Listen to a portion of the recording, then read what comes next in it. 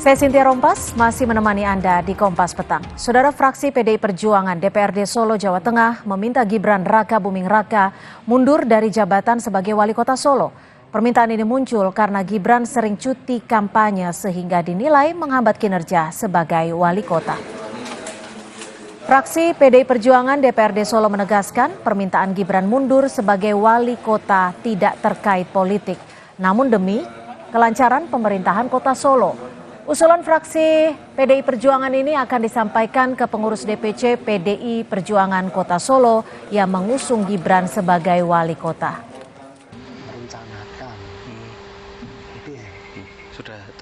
Kami fraksi PDI Perjuangan mengusulkan Mas Wali mundur, fokus di sana saja. Ya, dasarnya ya banyak ya, kinerja wali kota, ada beberapa perda yang harusnya dibuatkan perwali, tapi sampai saat ini perwalinya tidak ada. Fraksi PAN Gerindra DPRD Kota Solo menganggap permintaan fraksi PDI Perjuangan berlebihan dan dilandasi emosi. Fraksi PAN Gerindra menilai kinerja Gibran sebagai wali kota baik, meski kerap cuti kampanye sebagai cawapres. Semalam juga ditelepon teman-teman serasa terlalu berlebihan, dimana kan kalau melihat selama ini kinerja Mas Wali cukup bagus, cukup baik, dirasakan oleh semua masyarakat juga, misalnya anggota DPRD. Kalau dikatakan beliau yang namanya Mas Wali setelah menjadi cawapres ini kinerjanya kurang bagus, saya rasa tidak. Karena sering cuti kampanye cawapres, Ketua Fraksi PDI Perjuangan DPRD Solo minta Gibran mundur dari wali kota. Kami perbincangkan hal ini bersama YF Sukasno, Ketua Fraksi PDIP DPRD Solo, Immanuel Ebenezer, Ketua Relawan Prabowo Mania, dan juga Aditya Perdana, pengamat politik UI. Selamat sore, terima kasih sudah bergabung bersama kami di Kompas Petang. Selamat sore, selamat sore. Langsung saya ke Pak Sukasno. Pak Kasno, seberapa mengganggu memangnya sih cuti kampanye dengan kinerja Gibran sebagai wali kota? Oh iya, jadi sangat mengganggu ya. Walaupun memang kami memahami tidak ada aturan harus mundur, tapi ini demi pelayanan kepada seluruh masyarakat Kota Surakarta. Bisa dilihat ya, ada beberapa perda peraturan daerah yang itu harus segera dibuatkan perwali karena sangat penting. Coba saya kutip saja umpamanya Perda nomor 14 tahun 2003 tentang pajak daerah dan distribusi. Itu harus diberlakukan tahun 2024 ini. Tapi kalau belum ada perwalinya ya tidak bisa operasional ya. Terus Perda nomor 4 tentang pengelolaan sampah. Nah, itu perwalinya juga tidak ada. Perda TKDPK, tenaga kerja dengan perjanjian kerja. Itu menyangkut 3.000 lebih nasibnya para anak-anak muda yang bekerja di pemerintah kita. Ya. Terus perda ketenaga kerjaan ini saya beberapa saja, karena itu tidak ada perwalinya, maka perda itu tidak bisa operasional dan mantul. Ya, perwali itu peraturan wali kota itu kan kewenangan penuhnya di wali kota. Sehingga wali kota harus konsentrasi untuk membuat perwali.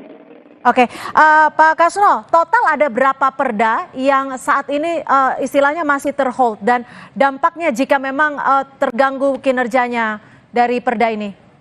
Ya banyak ya yang baru saya sebutkan tadi, contohnya ada 5. Sekarang perda pajak dan distribusi itu tahun 2024 harus sudah berlaku. Ya, ini kan tahun anggaran 2024. Kalau itu tidak ada perwalinya, artinya tidak bisa dijalankan perda itu, ya. Terus perda tentang TKDPK, tenaga kerja dengan perjanjian kerja, ya. Itu juga tidak ada perwalinya. Padahal itu kaitannya dengan 3.000 lebih anak-anak muda yang bekerja di pemerintah kota. Ya.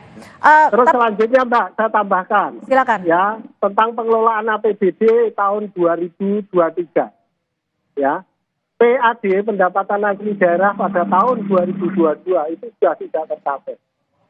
Terus ini tahun 2023 PAD-nya tidak tercapai lagi, Mbak. Ya. Jadi dari situ kami melakukan evaluasi dengan beberapa pengurus fraksi. Kesimpulannya ya Mas Wali mundur. Mas Wali mundur. Kami ini kan bagian dari penyelenggara pemerintahan, Mbak. Undang-Undang 23. Tapi gini Pak Kasno, maaf saya potong. Sudah dibicarakan belum dengan Mas Gibran terkait adanya kerjaan atau perda-perda ini yang hingga saat ini masih terhold dan akan berdampak cukup besar?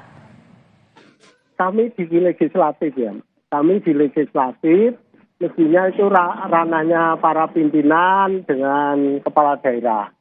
Ya, tapi saya melihat dengan kemarin mengambil cuti 3 hari, ini dasar cuti kan juga debatable, Mbak. Ada peraturan pemerintah nomor 53 tahun 2023. Ya. Pasal 34 dan 35. Di situ ada sisipan pasal 34A. Huruf B. Ya. Selama masa kampanye pemilihan umum atau cuti sesuai dengan kebutuhan. Ya. Sesuai dengan kebutuhan. Sebelum kita masuk ke situ Pak Kasno, sebelum kita masuk ke situ. Terakhir berkomunikasi dengan Mas Wali kapan? Saya tidak ada komunikasi, Mbak. Mas Wali juga tidak komunikasi dengan saya. Saya juga tidak komunikasi. Oke, jadi secara komunikasi juga sudah terhambat saat ini dan ada beberapa perda yang memang belum diselesaikan. Saya langsung ke Bang Noel dulu. Bang Noel, dengan desakan ini bagaimana tanggapan Anda? Kita nggak terlalu kaget. Kenapa nggak kaget? Kan banyak perda yang terganggu nih dan dampaknya akan ada begitu besar. Tadi kan disampaikan, dimaklumin, ada pemakluman katanya. Kenapa terhold perda itu semua, 5 perda itu. Ya kan kita tahu situasinya seperti apa. Dan itu kan sudah ada yang diwakilkan lah. Wakil wali kota yang sebetulnya kan bisa juga dipelajari dulu dan itu bisa juga diteng-teng oleh wakil wali kota Solo untuk bisa ditandatangani langsung oleh Pak Wali itu sendiri, Pak Gibran. Kalau ini mah sebetulnya kita udah paham lah. Ketika mereka tidak mampu memakzulkan bapaknya, ya anaknya aja kita turunkan lah. Kan udah salah ini. Sudah keterlaluan. Bang Noel salah itu, Bang Noel. Kejauhan mikirnya Bang Noel. Bang Noel dinilai kejauhan. Orang itu realitanya, Pak, itu realitanya. Kan kita sudah realitanya gimana? Realitanya ini tentang pelayanan kepada masyarakat Kota Solo, Bang. Ya. Itu lebih bagus dulu juga. Terlalu jauh, mikirmu terlalu jauh. Pak Kasno, ditahan dulu Pak Kasno. Apa-apalah. Udah, yang paling penting gini, realitanya Mas Gibran itu bekerja maksimal untuk warga Solo. Dan Mas Gibran hari ini lagi fokus bagaimana memenangkan dirinya, menunjukkan dirinya punya kualitas sebagai kader dan warga Solo. Harusnya Bapak bangga punya anak muda, rakyat Solo, pemuda Solo. Bang Noel memahami enggak? Bang Noel memahami enggak tentang DPRD? Tentang DPRD paham enggak? Pak, Bapak tahu sananya ke situ. Langsung aja Bapak sampaikan apa problemnya. Nah, problemnya kan soal perda yang Bapak tuntut tadi kan, yang akhirnya mengambil kesimpulan kita turunkan Gibran. PAD, pendapatan asli daerah. Pendapatan asli daerah itu ukuran kinerja kepala daerah. Itu tidak tercapai. Bagaimana? Oke, Bang Noel, pendapatan asli daerah tidak tercapai. Itu bagaimana? Dan menurut dari Pak Kasno sendiri adalah ini tidak ada kaitannya dengan politik, tapi lebih bagi kinerja dan juga perkembangan Kota Solo. Bagaimana Bang Noel menanggapinya? Anggaran itu selalu terkait dengan kebijakan politik. Ini yang salah ini saya atau Bapak? Gitu. Makanya berpikirlah jernih. Gitu loh Pak. Apapun yang namanya perda, apapun yang terkait anggaran itu bicara tentang politik Pak, kebijakan politik. Oke. Jadi Bapak salah ya? Itu. Salah ini ya, Bang Noel nggak paham ya? Oke, ditahan dulu. Bang Noel dan Pak Kasno ditahan dulu, saya akan ke Mas Aditya ya, supaya kita melihat ini perspektifnya dari sisi lain. Ya, ditahan dulu Pak Kasno, Bang Noel. Nggak paham sulit ya? Ya. Bicara dengan orang yang nggak paham sulit ini. Oke, ditahan dulu Pak Kasno. Mas Aditya, melihat desakan ini, ada kecurigaan ini bukan kaitannya dengan politik menurut Pak Kasno, tapi di sisi lain Bang Noel berbicara lain. Kalau perspektif Anda seperti apa? Ya, saya pikir ini kan bagian yang tidak terpisahkan dari konteks politik, itu jelas satu. Yang kedua memang soal regulasi ya. Regulasi terkait dengan cuti pejabat negara yang mengikuti kontestasi itu memang kan multi interpretatif gitu ya.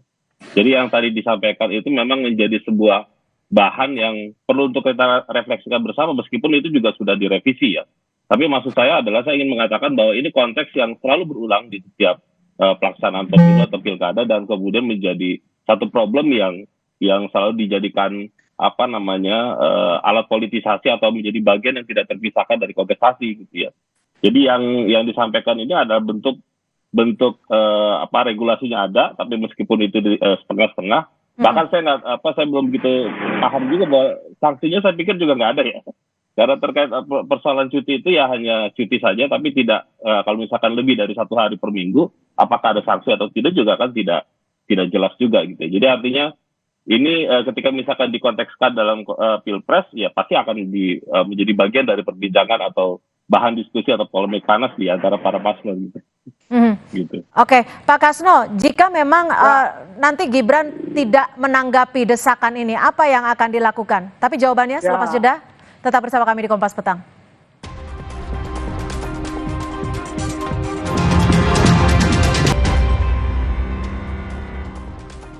Terima kasih Anda masih bersama kami di Kompas Petang. Saudara, sering cuti kampanye PDIP Kota Solo meminta Gibran Raka Buming Raka untuk mundur sebagai wali kota Solo. Pak Kasno, dengan desakan ini, apakah ini desakan yang menegaskan bahwa PDIP dan Jokowi pecah kongsi? Ya, kami nggak sampai ke sana.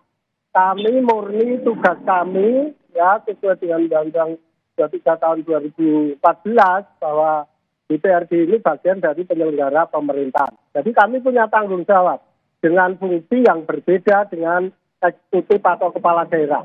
Ya, kalau di kepala daerah wali kota itu merencanakan dan melaksanakan. Fungsi kami menyetujui dan mengontrol. Ini tolong dipahami ya. Jadi jangan asal aja ya. Okay. Dan di persoalan cuti itu diatur ya di peraturan pemerintah nomor 53 tahun 2023 perubahan atas peraturan pemerintah nomor 32 tahun 2018. Ya. Ini debatable Pak, masih debatable ini. Oke. Di pasal 36 ada yang ngomong 1 hari dalam 1 pekan atau 1 minggu. Dan undang-undang 7/2017 itu babonnya kalau nggak tahu. Oke, Pak Kasno, jika desakan Anda ini tidak digubris oleh Gibran Raka Buming Raka, Anda akan melakukan apa? Oh, kami tinggal melaporkan ke fraksi itu kan kepanjangan dari partai ya. Kami tinggal lapor ke Dewan Pimpinan Cabang ya bahwa APBD Kota Surakarta seratannya sekian, PAD-nya tidak tercapai, dan seterusnya. Baik, ditahan sampai di situ. Bang Noel diminta untuk memahami situasi saat ini. Bagaimana Anda menanggapinya? Dan apakah Gibran akan merespon desakan ini? Ya, Gibran itu kan dipilih oleh rakyat ya, yang punya hak untuk menyampaikan itu rakyat. Tadi beliau menyampaikan soal fungsi legislasi, kontrol dan sebagainya. Kita sudah tahu itu. Tapi apa yang disampaikan itu kan sikap politik. Meminta mundur itu adalah sikap politik. Kadang-kadang saya mau ngajarin gak enak sama orang tua satu ini. Ya terkait politik anggaran itu selalu ada kaitan politiknya. Apalagi terkait perda. Kok memalukan si kader politik besar kayak anak kecil cara berpikirnya norak. Apa? Kaitannya apa? Kalau kaitannya politik apa? Apa yang saya sampaikan kaitannya dengan politik? Sikap politik. Sikap mundur itu bukan sikap politik. Saya tanya, biar Anda nggak saya katakan itu ya, kata-kata yang tidak menyenangkan itu. Apa? Anda yang mana? Tidak. Sikap Anda meminta mundur itu sikap politik atau bukan? Aduh, terlalu. Ini nggak tahu ini. Rendah banget sih cara berpikir Bapak. Bang Noel, tahu nggak sampai di mana kewenangan kami tentang kepala daerah? Tahu nggak? Itu sikap politik atau bukan? Kalau nggak tahu ya sudahlah, pelajari dulu. Atau bukan? Tahu. Sikap politik atau bukan ini, Pak Kasno? Ini tentang kinerja untuk melayani masyarakat. Oke. Ini Jawabannya tentang Pak Muhammad kinerja Ismail. untuk melayani masyarakat. Jadi kepala daerah itu hanya menjalankan APBD Baik. dan menaikkan pendapatan asli daerah. Kalau dua itu tidak tercapai, itu artinya nanti di LPJ akan kami berikan penilaian. Baik, kami tangkap Kami akan sampai di situ. penilaiannya nanti di sana.